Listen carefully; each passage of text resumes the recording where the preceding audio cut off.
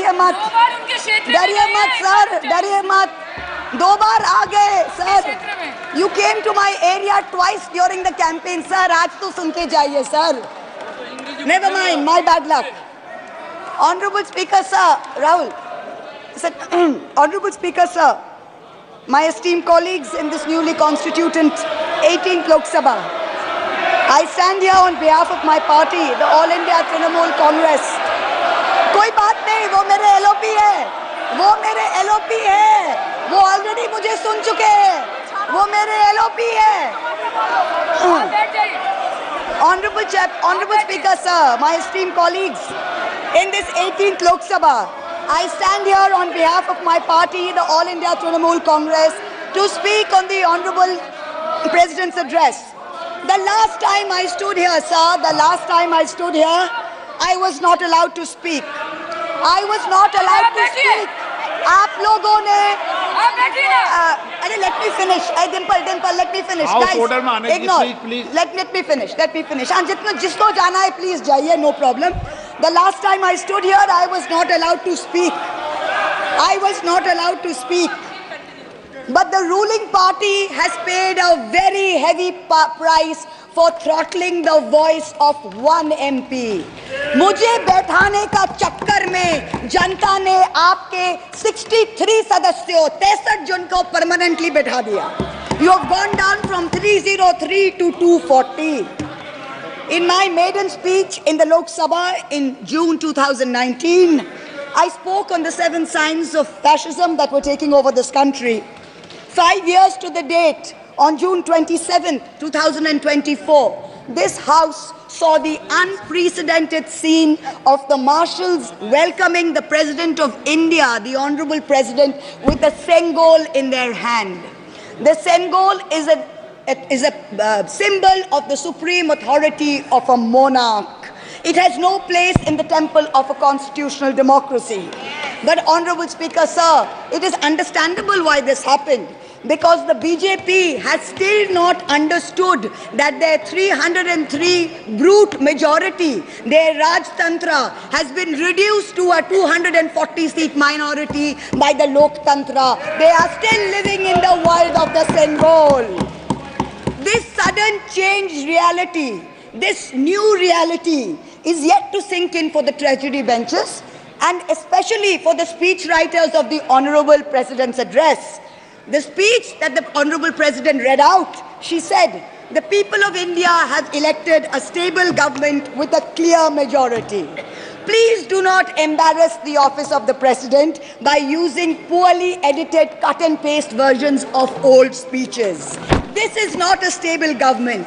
It depends on multiple allies with a history of U-turns. It has not got a simple majority. The BJP is 32 short of 272.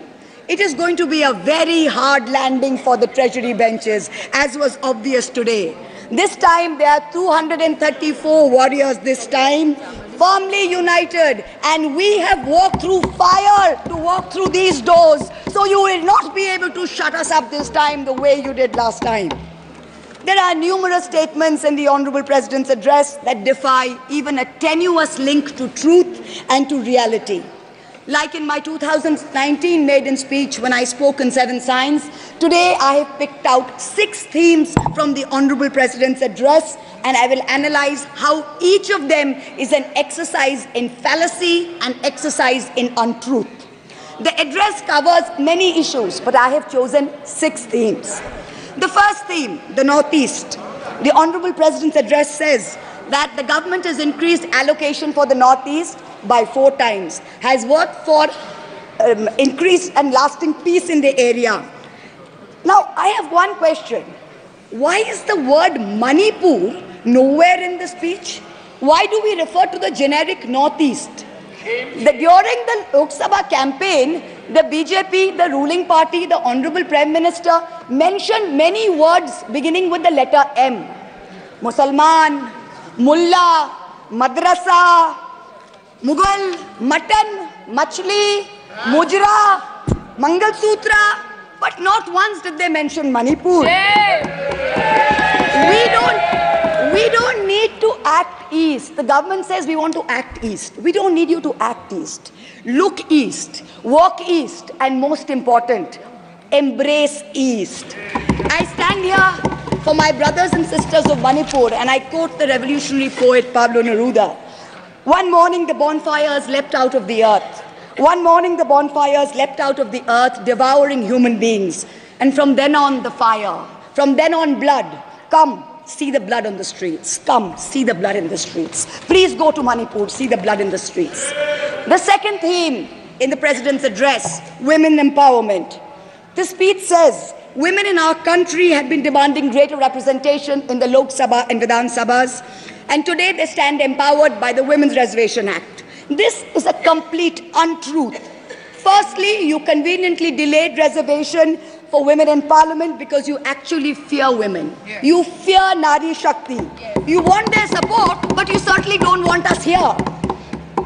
The 17th Lok Sabha had 78 women, 14.3%. The 18th Lok Sabha, this Lok Sabha has only 74 women. Yes. 4 women less than last time, only 13.6%. The ruling party, the BJP, had called a special session to bring in the women's reservation bill. They have got a shameful 30 women MPs out of 240, only 12.5%. It is only Mamata Banerjee's Trinamool Congress that in 2019 had 37%, and even this time has got 38%. The President's address talks of a comprehensive campaign by the government to enrich and make 3 crore women Lakhpati Didis. All that we have seen so far is a far more comprehensive campaign to make 1 Arabpati Dada. I'm sure I don't need to take his name in this house. I'm sure we all know who we are talking about. The third theme, Kashmir. The address mentions that after decades of shutdowns and strikes, the Kashmir Valley has voted in an atmosphere of stability and security. But if abrogating Section 370 was such a good idea, why did the ruling party, the BJP, not even dare to put up candidates in the 3 valley seats of Anantnag, Baramulla and Srinagar?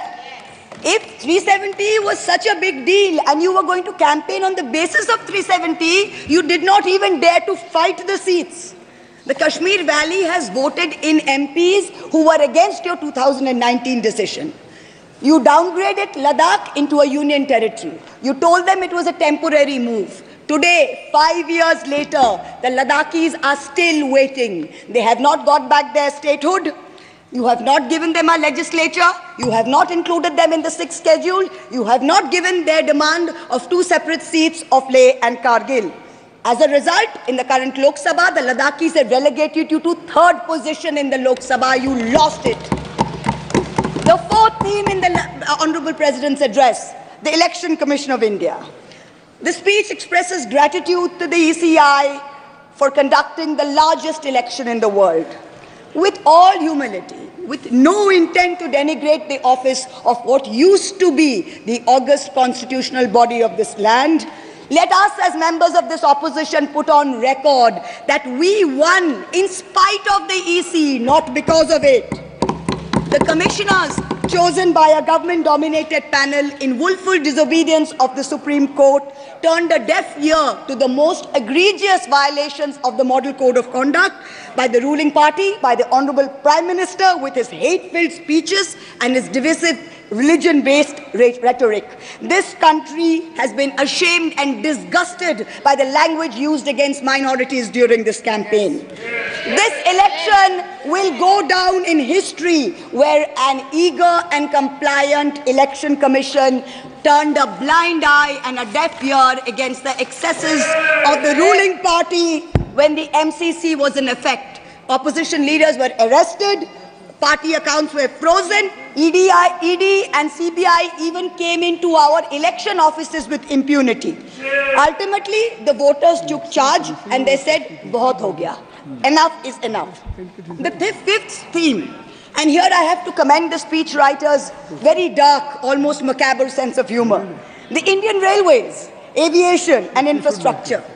The address says that work on the Ahmedabad-Mumbai bullet train is going on at a fast pace, and Indian Railways is doing feasibility studies for bullet train corridors in the north, in the south, in the east of India. Now I'm going to ask the government a question. Why are you, Honorable Chairperson? Is this a cruel joke? You are sanctioning 1,08,000 crores. 1,08,000 crores for one single Mumbai-Ahmedabad bullet train. A basic high-speed rail network costs 200 crores per kilometer. The Indian Railways is touting the Kavach anti-collision system. It's an automatic train protection system as the cheapest in the world. Says 50 lakhs per kilometers is the cost. The total rail tracks in India is roughly about 126,000 kilometers. So the cost of covering all of India with Kavach is going to be 63,000 crores.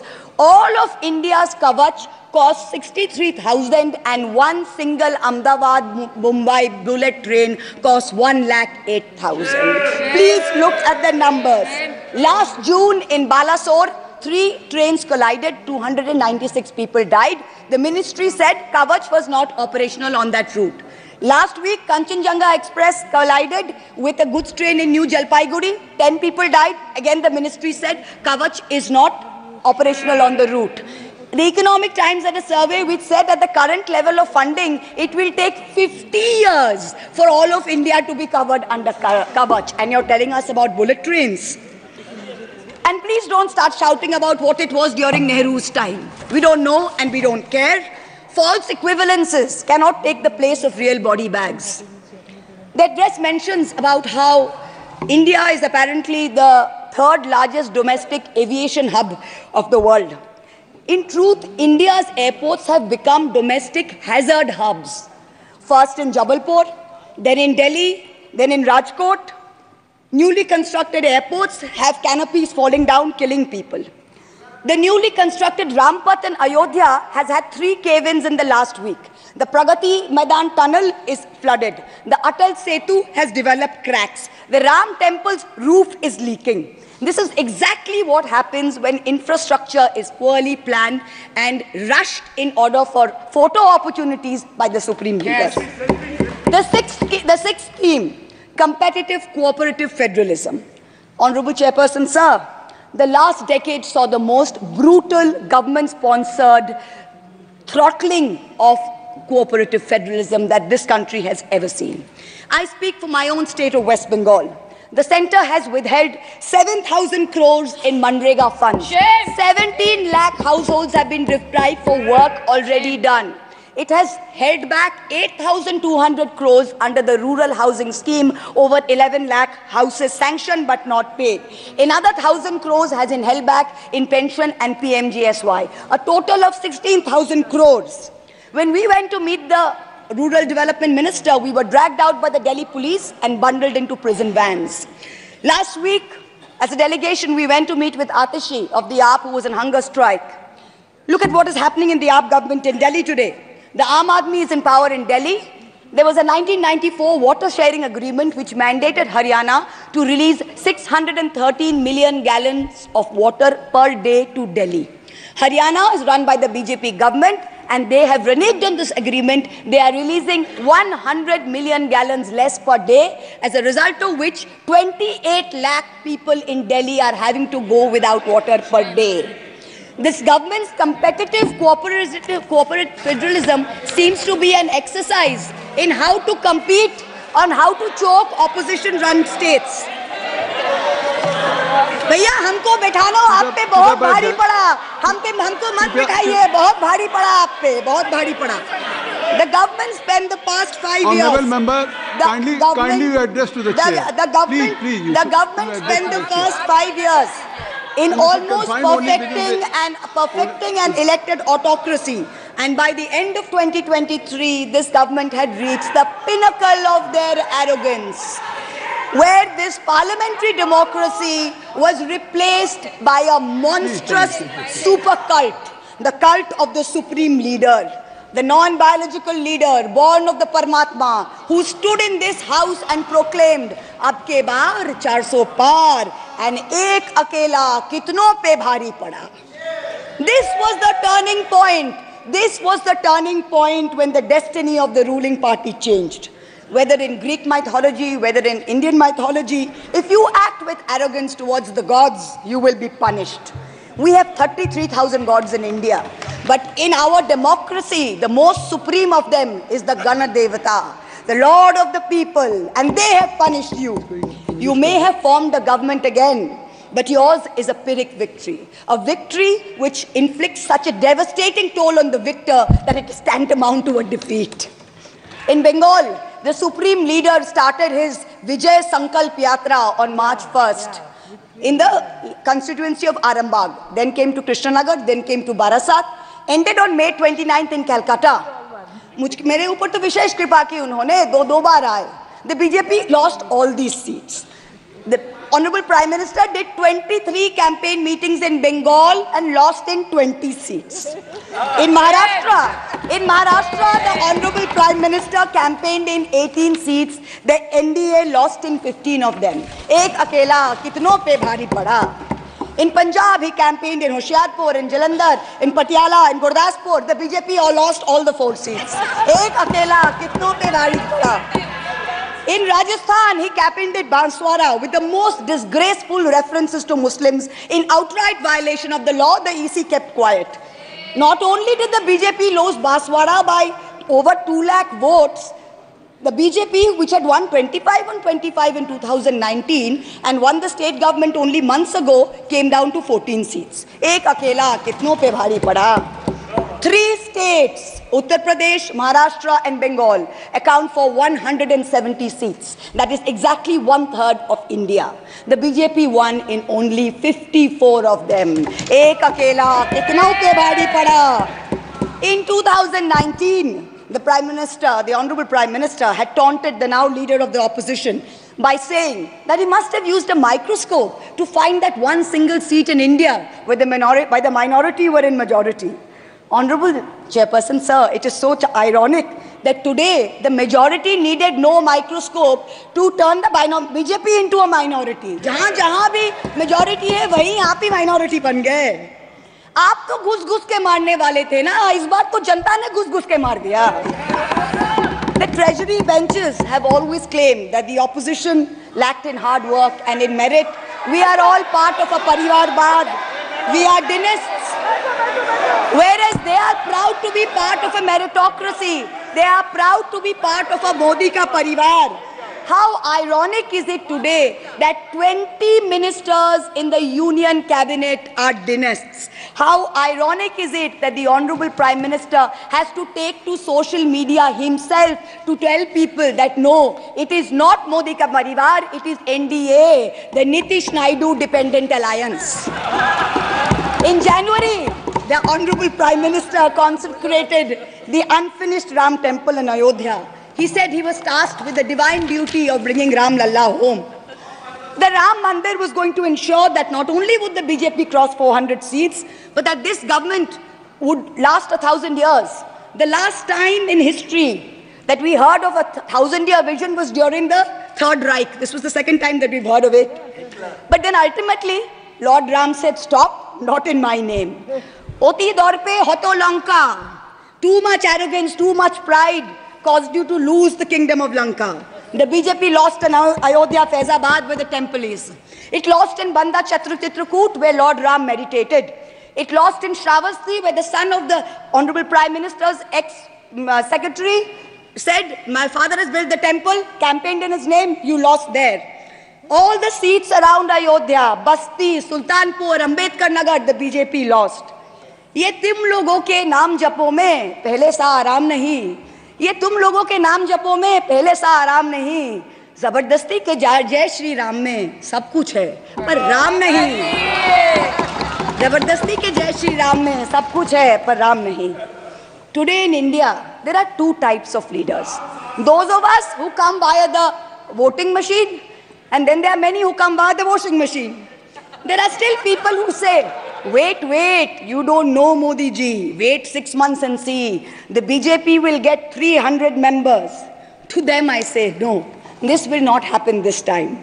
Because every potential turncoat will have to choose between temporary greed of fear and between permanently becoming politically irrelevant. So you can offer you can accept a temporary offer of a ministry, you can accept a temporary settlement of an existing trumped-up CBI or ED case, and you can switch parties. But when you go back to the electorate will punish you. Most turncoats have been punished by the electorate. Also this time, India has very large, solid block components. The Congress has 100 seats. SP has 37 seats. Trinamool has 29 seats. DMK has 22 seats. NCP and UPTA have 17 seats. So this is not a ragtag bunch of members that you can lure away. This is a solid block. So yes, it's a question of time. But the question is not whether they will get 300. The question is when people will join us and we will cross 272. The ruling party's politics have always been along the lines of religious hate and ethnic divisiveness. But even at the height of their power, when they got 303 seats, 1 out of 2 Hindus had not voted for the BJP. This time, even in their core Hindi heartland, their core voters have deserted them. The Muslims in India, over 250 of them, called infiltrators, called terrorists in the land of their birth, waited silently, patiently, and bided their time. And in one voice during this election, in every state, they stood up and they told the government, and I quote the poet Puneet Sharma, "Hindustan se mera seedha rishta hai. Tum kaun ho be? Tum kaun ho be? Kyun batlau tumko? Kitna gehra hai?" The Dalits, whom the BJP paid lip service to for so many years, realized that even the talk of 400 seats meant that Baba Sahib Ambedkar's constitution was in danger, and they deserted the party. The Marathas, whom the BJP coalition had tried so desperately to woo, realized that their promises were worth nothing. The BJP and its allies lost 7 out of 8 seats in Marathwad. The Jats, the careers of their youth at risk with this ill-conceived Agniveer scheme, their farming livelihoods threatened, their female wrestlers manhandled. They vented their ire at the ballot box. Ultimately, it was the BJP's policies of exclusion, not inclusion. You wanted to exclude everybody, and that was your undoing. You didn't need Muslims. You trampled on Dalits. You ignored farmers. You ignored Jats. You marginalized Kashmiris. Well, they consolidated their voice during this election pan-India, and today they don't need you. That's the message they've given you during this election. ये देश ही अपना हासिल है जहां राम प्रसाद भी बिस्मिल है. मिट्टी को कैसे बांटोगे? सबका ही खून तो शामिल है. That's what they said. You can't divide us. You can't do it anymore. This new India, this new frame of reference is going to be very hard for a lot of interest groups. Perhaps the first casualty is the legacy media. The Godi media was its own worst victim. The brown-nosing TV anchors and online trolls lied, spread fake information, amplified the government's propaganda. So-called psephologists who actually had printing contracts from the government of India were on TV 24/7 acting like the election was a done deal. There was no need for voting. The BJP had already won. Media moguls organized conclaves where they prostrated themselves before the Vishwa Guru. Anchors used staged interviews and set up scripts. In short, the media had lost all credibility. So when you asked the people during surveys which way they voted, they didn't trust you and they didn't tell you the truth, which is why you got it wrong. Ram Kamal Jha, the editor of the Indian Express, remarked that some media owners were so comfortable on their knees that it hurts to stand up. To them we say, please stay where you are. There is a new generation of journalists in India today with spine, with integrity and with courage. A media you have done your best to silence with fake cases and attempts and censorship, but they have survived and they will thrive in the digital space. I will also touch upon another pillar in our democracy, the judiciary. 2 days ago, the Honorable Chief Justice of India, while on a visit to Calcutta, remarked that judges were not deities. They are here to dispense justice with compassion. Just as one can't be partly pregnant, you either are or you're not. Justice and democracy too must be absolute. They cannot partly be in effect. The retirement age for High Court justices is 62, and the retirement age for Supreme Court judges is 65. Now, this has unfortunately contributed to High Court judges kowtowing to the Supreme Court Collegium and to the government for a last-minute elevation to be able to serve for 3 more years and then qualify for further sinecures such as the head of the Lokpal, the head of the National Human Rights Commission, chairman of various tribunals. It has come to such a state that opposition leaders framed in politically motivated cases are denied and bail and denied justice simply because judges are even scared to touch their case for fear of offending the government.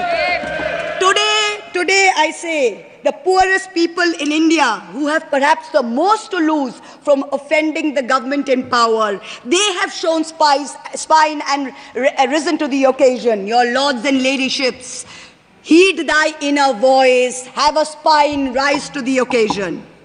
7 months ago, on the 8th of December, this house was transformed into a Kuru Sabha, presided over by a blind Dhritarashtra, where Dushrasan Darbaris made every attempt to disrobe Draupadi. The ethics committee that voted to recommend my expulsion on the 9th of November, they voted 6-4, had 10 members and 1 chairperson. Of the 5 Lok Sabha members from the BJP, 4 have not returned to the House. The chairperson, a BJP member, has also not returned. The Congress turncoat from Punjab who voted against has also not returned. The BJP lady MP from Maharashtra who started the debate in the House on behalf of the BJP has also lost. Much like Lord Krishna protected Draupadi, the people of Krishnanagar have protected me. In the last year, a lot of people look at me and say, oh, Mahua, you must have lost a lot. You lost your membership, you lost your house. And by the way, I also lost my uterus due to a surgery. But you know what I gained? I gained what Rahulji said, the freedom from fear. I do not fear you. I will see the end of you. We will see the end of you. Your ED, your CBI, your income tax, your trolls, your media, your bought-out judges, nobody can scare us. The people of India are patient. They will wait patiently for this government to fall. And I hope that whoever writes the next speech for the Honorable President of India will give her the respect and the honor due by not filling it with falsity. This government has dishonored the office of the President by giving her a script that is full of lies. We wait, and the people of India wait, for the restoration of her honor and for the honor of her august office. It is in this hope that I bow my head to the holiest of our books in its 75th year of adoption. Hail the Constitution, Joy Sangvidhan. Thank you.